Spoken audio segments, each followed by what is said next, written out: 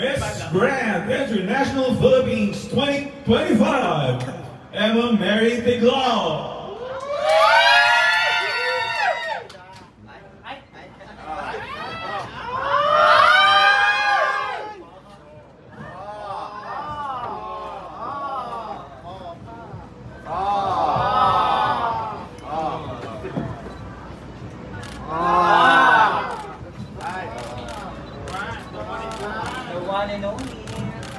Ulam naman ang sika.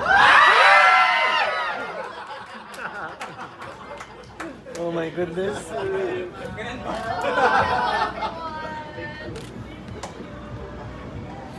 Judging from her looks, it seems like our queen is more than ready to slay. Don't you all agree? Yes! Things are looking very bright and promising for her forthcoming pageant journey.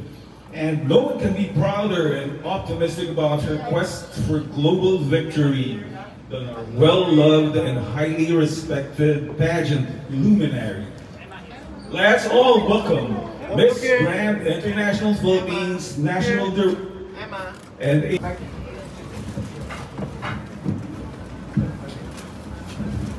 Good afternoon to everyone. Good afternoon. Thanks for coming again.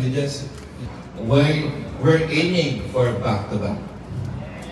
I'm sure all the Filipinos are aiming for a back-to-back, and we're doing a good job like last yesterday.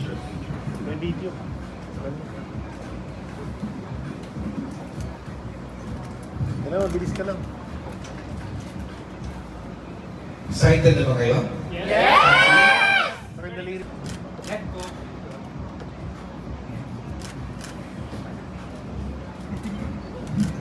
Before anything else, I would like to thank a lot of people. 3 AM Productions, Novel Clinic, Dior Dental,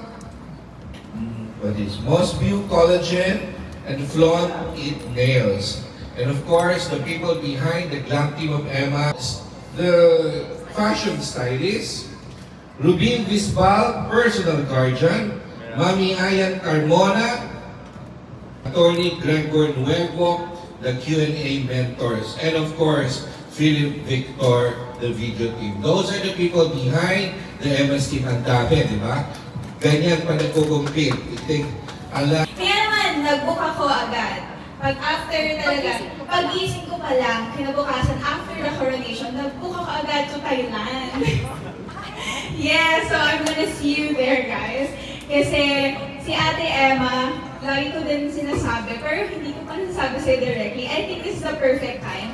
She's one of the reasons why I joined pageantry. Because way back 2019, yung team ko, like sabi nila, ang ganda nung nanalo sa binibini na si yung Emma. Like, medyo hawig-hawig kayo nung before, no? Sorry, medyo makapal yung mukha ko and ng team ko. Pero yun yung sabi nila. So sabi ko, effect pala yung ganitong beauty sa pageantry. So, mag-join nga ako.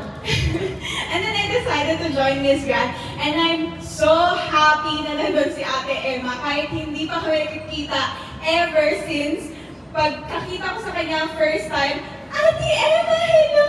Nandito ka na pala! Feeling close ako agad. Kasi ganun yung binibigay na energy ni Ate Emma. She's very friendly, very positive yung vibes niya. And she speaks Grand. And I believe magbaback-to-back tayo sa Miss Grand. Yes! Hopefully, ate. Pero I'm sure confident ako dyan. Kaya naman, nag-book talaga ako para ba, alam mo yun, makita ko siya live. So, ayun, Ate Emma, my message is, keep on shining. Money, dun yan nagmumula eh. And what I can say is, right now, we are all Filipinos. Lahat po tayo ninakawan. So, I think right now, it's time to fight for our right. And I commend all the people who went po sa 3 trillion march, no?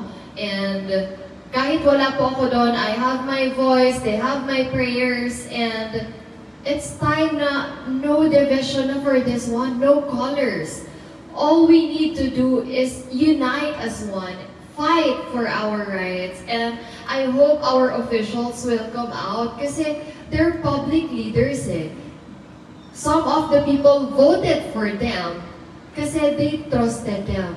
So I hope that they will not break the trust and they will see us as part of their family also. Siguro kung makikita nilang ganon, they will not do that to us. They will be accountable sa kanilang mga ginagawa.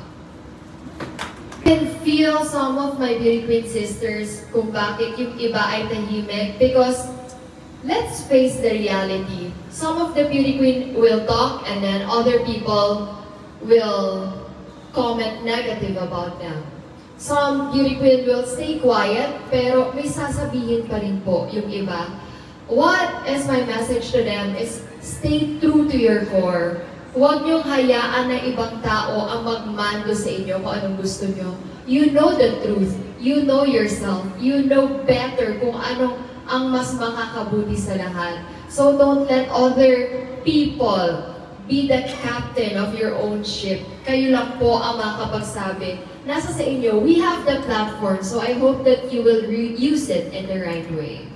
That's it. Let's start with because I saw myself grow in a sense that I have goal. Next is, let's be realistic. Diba? With all the experiences I've been through, let's live in the reality. Next is this is an opportunity for us to have a back-to-back victory and another opportunity for us to represent our country again. And I will not waste it. Next is W.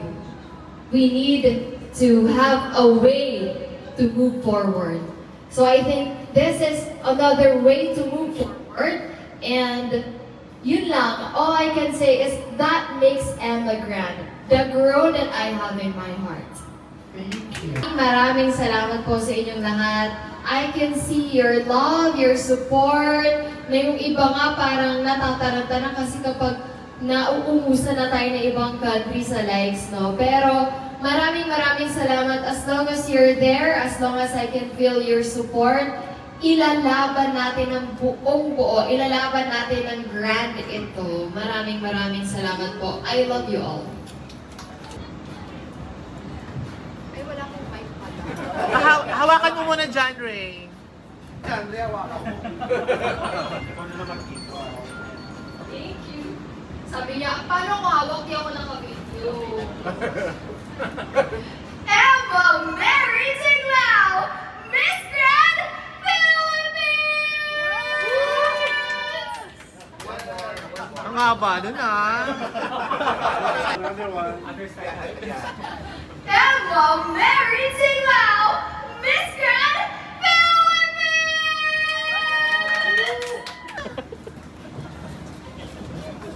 Paano ma?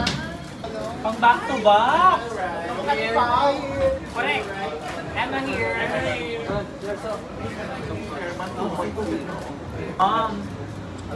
Yeah. Emma, Miss Emmy.